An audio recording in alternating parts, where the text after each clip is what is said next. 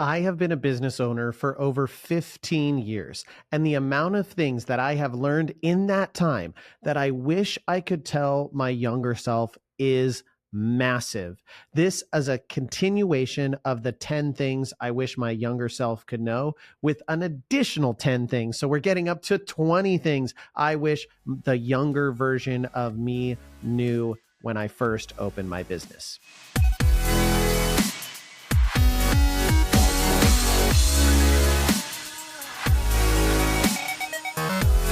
Hello, everyone, and welcome to another episode of the Cheer Biz podcast. I'm your host, Dan Cotton, and today we are diving into 10 more things I wish I knew when I was a younger business owner. Now, before we get into the episode, please make sure you have gone over to Cheer Gym Owners on Facebook and you've joined that group if you are a gym owner and only a gym owner. If you are a coach or a owner who also coaches, please join All-Star Cheer Coaches and Owners on Facebook. And if you have ever wanted to learn directly from me or Shelly Shepard, you have that opportunity October 9th and 10th at Oregon Dream Teams in my facility. We are opening the doors and welcoming you here to our Cheer Biz Accelerator. You guys, this is a crazy opportunity. In 7 years of Next Gen, we've never done anything exactly like this, and I am so excited to be kicking it off. Now, we are going to be operating accelerators in Missouri, in Reno, and in Canada, all in due time. So I want to make sure that you guys get to those events and don't miss out. And if you've ever wanted to be in my gym or learn directly from me, now is your opportunity. Now, as we dive into the episode, I previously did an episode and it was just the first 10 things, and I did not make a categorized list. I would have had to spend a lot more time really thinking about the various things and the various ideas to truly categorize what would be the number one thing I would want to tell myself, my younger business owner, Dan, versus now, where I'm at. So I just kind of wrote a list of 20. We'll probably keep this thing going. I would think I could come up with at least 60 things that I wish I'd known early on in my business ownership career. And what I hope you take away from this, like I've done before, is I hope you either take away that you are not alone in that you didn't know that thing, or you are young, or you have the opportunity to learn this lesson. You haven't made the mistake yet. And so you can avoid the struggle that I went through. I want you to learn from my failures, friends. Learn from me. Number 10, when I had ended the last episode, was to never feel guilty about charging what your services are worth. And the shameless plug is there. If you feel like you don't do that, you've got to get my book, Charge What You're Worth. It is available on Amazon, and we dive into how to build your pricing for your gym. And not only that, if you're a parent listening to this, when I dive into that book, I talk about how to add value. I not only want to have gym owners charge what they are worth, but I also want them to deliver a product that you truly deserve as a client. And so I think those things are both incredibly important, and we dive into those subjects in the book. So my number 11 is don't be afraid to spend money on things that are going to make your gym money. But remember that mats, they really don't make your gym money most of the time. So what do I mean by this? Well, when you are looking at, okay, should I get this course that is going to help us be better? Or should I get this software that is going to help us attract more clients? Is this going to help us, manage our clients better and engage with leads and do those things? Like, those are things to spend money on. When it comes to your website, like, spend money on those things, because they're things that are going to then make your business money. They're going to improve your ability to get new clients. They're going to improve your ability to deliver for your current clients. Those things are things that are going to, yes, they cost money, but they are going to make your gym money. I also think that investing in staff training, investing in your staff are things that are going to make your gym money. Now, when I say things like mats don't make your gym money, look, there's a certain amount of mats you need to run your gym, right? You have to have flooring, you have to have mats. So you may be all dead mat. You don't necessarily need a spring floor. It certainly helps, right? There is a certain level of service. So having a spring floor is great. Having a tumble track is great. but you don't necessarily need all of the things. When Tori and I made the decision to move into our first bigger facility, we moved from 7,200 square foot facility to a 14,000 or 15,000 square foot facility. That was a huge jump. We literally doubled in size, which was crazy. And we doubled in rent. It was pretty wild. Like we went from paying like $6,000 a month to paying upwards of 13. And it was pretty scary when we first made the move. And because of that, we didn't have a lot of extra revenue or a lot of extra capital to spend on equipment. We focused on spring floors and a couple other small items. But when we first ran our gym, like we had spring floor, we had one tumble track. We did have a strip of rod floor, to be fair, and we had a strip of tumble like spring floor, but we needed to kind of fill the space. And then we had 7 panels of dead mat, and that was it. And then in terms of tumbling mats, we had 2 8-inchers, 1 non-folding cheese wedge, no octagons, 3 panel mats, a slightly larger like resi pit that we could move around to like stack things up, and a sting mat. And that was it. That was all we had in the gym. We had nothing else. And we delivered with those products for about 4 years before we decided to spend more money on like tumbling mats and things like that. And the reason we did it was because we hired a tumbling coach who was like, well, I don't know how to deliver. I don't know how to give you a great tumbling product without all of these mats. And look, you guys, I am lover of all things Tumble Track and Victory. I think those companies make really great products. I really love my T trainers like a lot. I have 3 in my gym. I think I own 5 because Dream Camps owns 1 in each one of our locations. So I own a number of T trainers. They're awesome. I love them. They are an amazing piece of equipment. But are they going to make your gym a bunch more money? Not necessarily. Like people are not picking a gym because you have a T trainer or don't. Like, yes, you can deliver a better class. You can do more drills. Like all those things are amazing, but you can get by without it. I've taught tumbling without it. Like people have learned fulls and double fulls and whips and standing fulls with nothing more than a spring floor, a panel mat, an 8-incher, and maybe a boulder, and even less. So you can do more with less. So spend money on the things that are going to make your gym money. And I will also say one of those things would be getting someone like me in your corner. Like you can pay for a service to have someone like me coach you on how to make more money in your gym. And the average returns we see from the people who actually do their coaching calls and do the things that their coaches are saying is massive. Like truly and honestly, the average gym adds $100,000 to their revenue in a year. Like it's crazy. If you just do the things and you pay attention to the right stuff and you track your metrics and you are getting good, solid advice, you can make a massive impact on your gym. Number 12, you can do much more with much less space than you think. Now, I understand that it sometimes doesn't feel like that, but oftentimes we are not utilizing our space as efficiently as we could. Now, it is hard when you have built up a process where people expect certain things. For instance, my gym has always been, if you're a all-star team, you get a full floor, a literal full 9-panel spring floor to yourself for your whole practice. And then about 4 years ago, we started implementing, hey, you might have to share it a little bit. Maybe you're going to share it for like a half an hour to an hour. And even then that caused problems. And our coach was like, how am I supposed to do this? I can't practice efficiently. This is a mess and blah, blah, blah, blah, blah. When realistically, you absolutely do not need a full floor for most of your practice. Like I look at my average practice and the amount of time that I'm truly utilizing all 9 panels front to back is very, very rare. And I could easily be strategic about that time, knowing that I'm sharing the floor with someone else for the first hour of my practice, and then I have an hour where I don't, or whatever the case may be. Or I could just coordinate with another coach. So it's like, hey, I'm going to run my large tumbling sequence where we need the full floor for about 10 minutes. Can you go to another location, or can you guys be on a break or something like that during that time frame? There are so many different strategies to do it.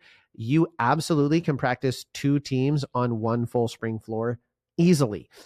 Also, when we run dream camps in Oregon, Danielle sent a video out of it. We average 3 panels per team, and that's including teams of 30. 3 panels per team, and they are working one-on-one with a coach for an hour, and they are seeing insane progression with that amount of space. Now, the tumbling side is a little bit harder. Our tumbling coaches, they do get 4 panels dedicated to them, generally speaking, in a rotation. But even then, 4 panels for a team of 30 to tumble. And yes, they have a bunch of mats and things like that, but you can oftentimes do way more with way less space. So I see a lot of people talking about expanding. And although I think there are definitely times, in fact, I'm talking to someone right now who reached out for some help about whether or not they should expand. And I'm not saying no. I actually think that it is a good idea for them. But I'm also going to be hopping on the phone with them and telling them, hey, look, I think you could do more with your current space. Like you're blocking out your 9 panels of floor for your team, and you're not necessarily sharing that space. And I think you could fit more in there with the time that you have available. It would just be uncomfortable. And also, I think you could charge more. So oftentimes when you're looking at your space, if your space is totally full, and it's like totally full, then reach out to someone who can potentially help, because it might not be as full as you think. There's a lot of ways you can structure your classes and change the tempo to bring in more people and fill the space even better, leverage the space even better. And then after you fully have leveraged your space and you can fit absolutely no more, then you should try increasing your prices. Because if you're absolutely full and you have wait lists, then your demand is high and your supply is low. So you can absolutely up your pricing. So you can do more with less space than you think. Number 13, which is now number 3, failure is an opportunity for growth. Look, I have failed at so many things. If I had a list, it would be a novel. Okay. The amount of things that I've tried and failed at and tried and failed at and tried and failed at. The only time your failure is truly a failure is if you allow that to dictate you quitting. And I've done full episodes on this, but like the first time I tried a Facebook ad campaign, it didn't really work well. I failed. I lost money on it. I didn't really get good leads. And if I didn't utilize that failure to learn and grow, then that truly would have been a failure. But I used that and I said, okay, where did I make mistakes? And then I got better and I got better and I leveled up and I got better. And doing that over and over and over again helped me iterate and compound my progress faster. So failure is absolutely a part of owning a business. You are going to start a program and it's not going to work. You're going to launch something and no one's going to buy it. You are going to market something and no one's going to sign up. Those things are going to happen. Those failures are going to occur and you've got to learn from them. Like the first time we ever launched birthday parties, it went horribly. No one took advantage of them. We were offering them, but not selling them for a really long time. And now we're about to start a competition tomorrow to see which next gen owner can sell the most birthday parties over the next 2 weeks. And I think we'll probably be able to, I'm going to conservatively say we'll definitely be able to sell like 25 birthday parties. And my goal is to sell 50. Like, I think it's totally possible to sell 50 birthday parties in 2 weeks time, which that is, I don't even know the math off the top of my head, but if we're booking a premium party, then that's $499. So 50 times $499 is what we'll be able to sell in 2 weeks just by focusing on it and doing all of the things that we've learned by failing a billion times. Number 14 or number 4, the most important investment you can make after you've invested in your own knowledge is the knowledge of your staff. So I've previously done episodes about the most important investment you can make is on yourself and your own knowledge and your own intelligence as a business owner, because that's something that can never be taken away from you. You can never lose that. And then after that, the next most important thing you can invest in is your staff's knowledge, and your staff's knowledge on how to be better at customer service, how to run a better class, how to communicate better, how to be a better manager. Like, start preparing your staff to move to the next level. Start getting them ready to replace you in roles. If you can invest in your staff, you will get that return in spades. Like, you will see that over and over and over again, because the more knowledgeable they are, the better product they can deliver, the more they can take off of your plate, and the better your business is going to run. So investing in your staff is always the right decision after you have made sure to invest in yourself. You can't be the last priority, because if the captain of the ship doesn't know how to read a map and doesn't know how to steer a ship and doesn't know how to read the stars and can't read a compass, then you're a pretty crummy captain.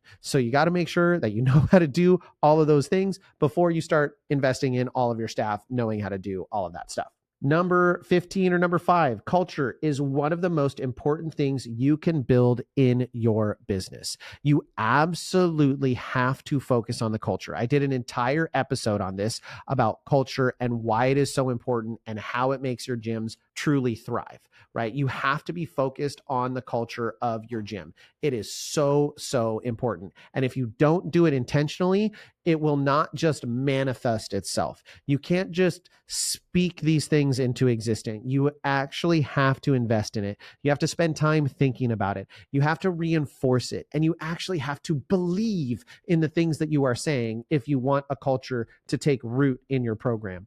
So often I see gyms that say that something is really important to them, but then their actions don't really support that. So I want to see gyms that are actually living out their values. They're doing the things that they say they're going to do. They're not just kind of giving it a once over the world and saying, oh, this is so important. Like, you have to invest the time in your culture of your athletes, of your staff, of your parents. And if you don't do those things, and if you don't spend the time doing that early on, it will bite you in the butt later on. Next is winning is great, but profit is better. Look, you guys, I know we are competitive. I am fiercely competitive. And I know that you're probably saying this being like, oh, Dan, that's super cool that you're saying winning is great and profit is better, but you just won D2 Summit. So like, you don't really know what it's like.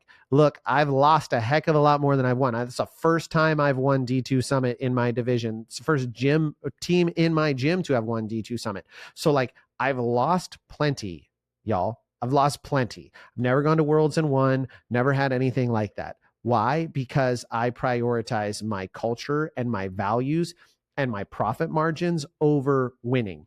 Could I scholarship 1 million kids and put together competitive teams? Yeah, absolutely. Could I practice 7 days a week and take these athletes that are mediocre and make them amazing? Yeah, absolutely. But their parents couldn't afford to pay what we would have to charge for that to occur. So then I would have to eat it on a profit side. So you've got to make sure that you are profitable as a business. And once you are profitable as a business, and the winning starts to come, you get both at the same time. But if the number one focus is winning over everything, to include your profit margins and actually making money as a business, then your business will really, really struggle to ever get to that profitable point. Number 17 or 7 is you can be all about the kids and competitively successful. This is possible. You do not have to sacrifice caring about your athletes, caring about kids, and being focused on the kids to win. You don't have to do that. It's a lie. It is the devil whispering in your ear, telling you that the easier route is to be savage and to cut these kids and tear them down and tell them how bad they are because you want to win. And the reality is, it's not needed. You don't actually need to do that to be competitively successful.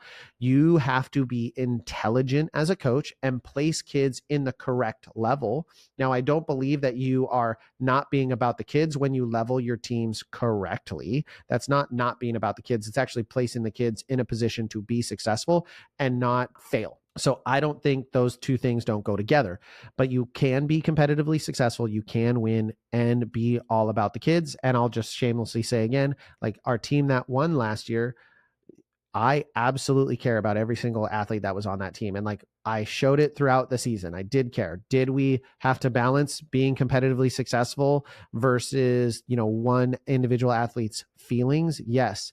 But if you build the right culture, the athletes understand that, and they understand, like I talked about on the episode I just released on Saturday, which is, I love each of you as an individual, but I don't love any individual any more than I love the entire team, right? So I have to prioritize the entire team over a singular human. So you can do that. You can be competitively successful and you can care about the kids. Both things can coexist. And me personally, if I truly have to pick win and crush kids or lose and care about athletes, then I'm going to lose.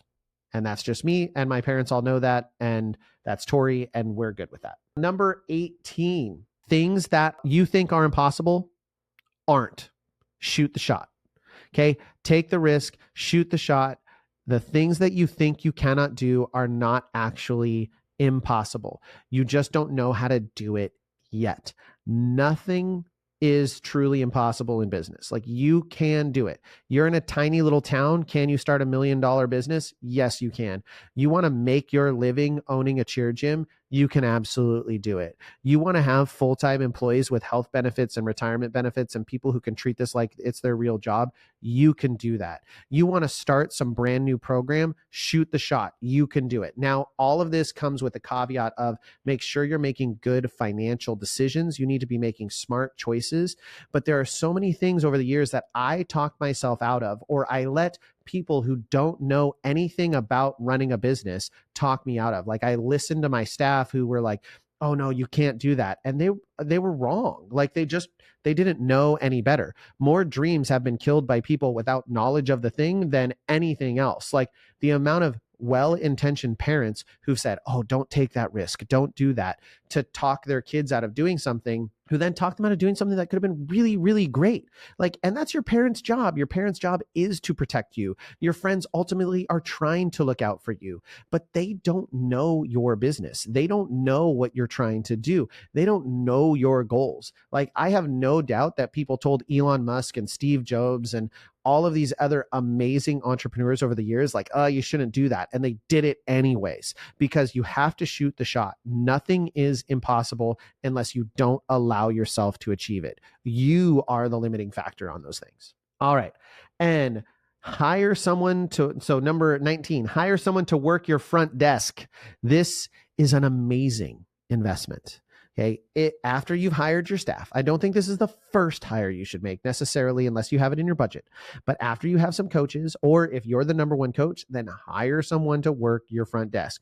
We went way too long treating this position like it was a throwaway, like it was an afterthought. And this is one of the most important positions in your business. Like, our front desk manager, Carrie, is amazing. Like, I do not want to imagine my gym without her, because she is freaking on it. And her daughter graduated from our program. Now she's one of our coaches. It's a whole family affair. I've talked about them on the episodes before, but the best investment we ever made was hiring her to work our front desk and then continuing to pay her more and give her more hours. Absolutely the best return on investment, because she knows our business and she rocks it. She has no desire to be on the mat coaching. She's great at sales. She's great at talking to the parents. She knows how to manage our systems. It's phenomenal. Okay. I absolutely love it. I highly recommend, if you are looking to hire a position, if you're wondering why you can't get more athletes in the gym, or you're wondering how to take some things off your plate, or how you should systemize things a little bit better, how you can streamline your onboarding or your offboarding, or all of those things, all go back to front desk. You need to have someone front of house that is managing things and managing them well. And number 20, don't let people live rent-free in your head. All right. If you are someone who can't handle the harsh email without thinking about it for the next decade, if you're the kind of person that gets on social media and sees all of the like sub messages, the people who post on their stories about how this, that, and the other thing, and they don't say your name directly, but you go, okay, I'm pretty sure they're talking about me. If that's you, then get off of those things, right? Don't let people live rent-free in your head. Okay. No matter what you do, there are going to be people that don't like you. Okay. I have people that don't like me out there. I'm sure there are plenty of them. Many of them, do I feel it's unfair? Yeah, I do. Absolutely. There are parents that have left our program that really, really don't like me. Do I think it's an unfair categorization? Yeah, I absolutely do. That I'm like, I don't know what I did to you, but if that helps you move on, then I guess I have to understand. And if I let those people all live rent free in my head and I thought about it all the time and I let it hurt my feelings all the time, I would be a puddle. And also, like, all the negativity on Facebook and Instagram and all of the other things, don't let people live there, right? Your brain is your brain. You got to be alone in there with yourself. You don't need to let a bunch of other people's voices in there, right? Be confident in who you are, know what you're trying to do, and be focused on that. And if you need help, talk to someone who can help you through those things. I have some really great gym owner friends, even outside of next generation gym owners, who are always there to support me and care for me. I talked about them on my D2 Summit episode, where I talked about like the gym owner friends that were there to like hug me and support me, even though like they don't coach my kids, but they were there to watch and they were there for awards and they were like hustling to make sure that they were there. And that's like those kind of people, like have those people in your corner, find those friends and lean on each other, and don't let the other people live in your brain because they don't belong there. All right, everyone, I hope you have enjoyed the episode and I hope you've taken away some valuable lessons from these things that I wish my younger self knew. I am headed on vacation this next week. I'm going to go spend some time with my family. I'm really excited about it. Get to spend some time with my kids and my lovely wife. So with that, we will catch you on the next episode.